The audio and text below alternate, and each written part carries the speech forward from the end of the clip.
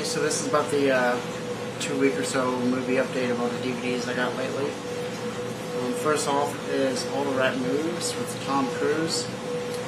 I thought it was a pretty decent movie. It wasn't amazing or anything, but $2, it's definitely worth that. And the first Rush Hour, which for some reason I never had on DVD. I'm not sure how I didn't have this, but I always liked this movie. The acting and some of the scenes were quite memorable, so definitely worth $2. And we have Wolf Creek. And this is the uncut widescreen version, and this is a very, very underrated horror movie. I think it's a really, really good horror movie. So definitely, I would definitely recommend this. We have Nick of Time with Johnny Depp, and I always like this movie because it was shot, it's edited in real time, or pretty close to it almost. It's kind of a mid-90s. This is right before Johnny Depp started becoming more of a name, and I thought this was a pretty good movie. Then we have the 10th anniversary edition of Toy Story, and again, I'm not a huge fan of kids movies, but the kids movies I do like, I think are the kids movies that are made for adults as well. Of course, when this came out, I was 10 years old myself. I liked it as a kid, but then here watching it, here recently, I still like it. It's a very good movie that holds the test of time, and like I said, one of the best things about it, it's good for adults too. And then I also got the 2-disc special edition of its sequel, Toy Story 2, which again, I've only seen this one time. I saw it when it first came out. For some reason, I've never seen it since then. But from what I remember, it was almost as good as the first one. Pretty much almost equal on par. So a very good sequel. And for $2, I got the Sum of All Fears. And from what I remember, this was a good movie. I don't think it was as great as some of the other movies of the character Jack Bryan, but I thought it was pretty well made. Then we have the Stephen King written movie Sleepwalkers, and the thing that really got me was the music. I believe it was, I forget her name, but the music in this, for some reason, really set the mood really well. I made the movie a little bit better than what I thought it really was. But again, for $4, it was worth it. It's a pretty good movie. Then we have a classic. This is Adventures in Baby City, and this is just one of those movies that I was young when I saw it, and it just stuck with me ever since. For some reason, I really like this movie. I don't think critics particularly liked it very much, or people in general really like this, but for some reason I do, and I'd recommend it. And then early Wesley Snipes movie Drop Zone. I really liked some of Wesley Snipes' movies in the early 90s. He had a string of about 4 or 5 movies he made in the early 90s that were really good. This, Demolition Man, Rising Sun, there's a whole bunch. I always like this one. There's some pretty comedic moments in it, and then also some great action pieces too. And then another comedy classic from the 80s is The Last American Virgin. And too bad there's not any special features on here, because I really like this movie, and it's been a really long time since I've seen this, but at least it's in widescreen, and very, very hilarious from what I remember as a kid watching this.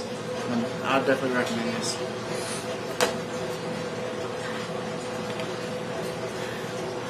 And then we have a couple of boxed seasons here. One is Curb Your Enthusiasm Season 5 and Season 6. And both of these seasons are very hilarious. One of my favorite television shows. I don't watch too much TV, But of TV shows, there are Curb Your Enthusiasm is one of the best. And then another DVD I got, Wheels Ninja with Chris Farley. And this is, for some reason, critics hated it. People didn't care too much for it, I don't think. But I can watch this by myself and laugh out loud at several scenes. And I mean, just constant funny throughout. And the storyline's not bad either. It's a little goofy, but I really enjoy this movie, especially by myself, if anything. A few movies can make me laugh by myself. Night through Oxford or Something About Mary. There's a short list, but this is one of them. I really enjoy this. And then we have a early Italian classic. Of course, I've never seen it, but I've read a lot about it, and from what I've read, pretty much everyone enjoys it.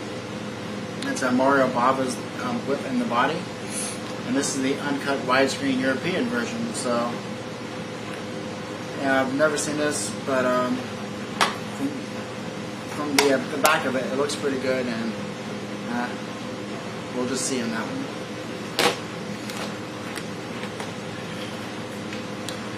And some Blu-rays I got. Day of the Dead. And for being a mid-'80s movie, I believe it was 1985. But for being mid-'80s, this looks really, really good on Blu-ray. And I definitely recommend it over the DVD. And plus it has some really good special features on it too. So there's some Blu-ray releases that don't have any special features, so I just always stick to the DVD on those. But this one has the special features. And yeah, definitely a really good zombie movie. The first few watches, it can be a little slow the first hour or so. But then when the zombie rate happens, it kicks up. But about the third or fourth time, the beginning seems much better because you can understand why the beginning's slow. It's kind of political and everything, but it's still a very good movie. And we have the 2-disc collector's edition of Mission Impossible 3, and this is another one that is way much better on Blu-ray than the DVD. And there's a lot of special features on here too. It's definitely worth the price of a Blu-ray. And also, it's one of the more expensive Blu-rays used. It's still $20 or more. So, but still recommended. But also got the regular version of Batman Begins. There's a lot of special features on here, and I decided not to get the Ultimate Edition on Blu-ray, but still, the single-disc Blu-ray version of this looks really great. It's nice all the special features are here, even though they are standard definition, but it's so nice to see all these here. And I definitely recommend the Blu-ray of this as well. And then finally got another Video Nasty. And this one is Faces of Death, which is called the original Faces of Death. And this one's somewhat hard to find. I mean, you're not going to find this in any stores. At least I've never found them in any stores. You only get them online. And I still have yet to see this. These types of movies don't really interest me. I just got this to complete the collection. But still, it's an interesting movie. Although I would not recommend it to hardly anybody, just because of the subject matter, but still, it's still interesting. So that's all for these past few weeks, and I expect to get some more here pretty soon.